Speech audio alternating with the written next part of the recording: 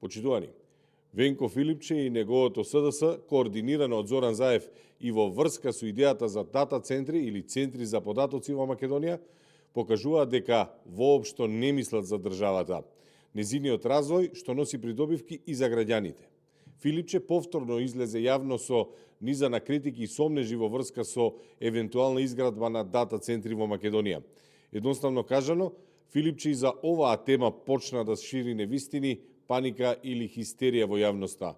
Наводно, дата центрите биле закана за водните ресурси во државата, дека ќе има енормна потрошувачка на струја, како да не слушнал за обновливи извори на струја и слично.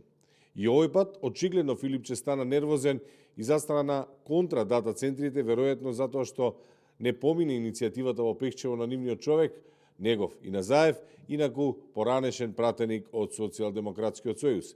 Филипче може да биде мирен кога станува збор за државата и ресурсите во Македонија. Надлежните деновиве јасно кажаа дека се прави се за Македонија да биде модерна, богата, современа држава, а при тоа да не се наруши ниту околината, ниту животот на граѓаните.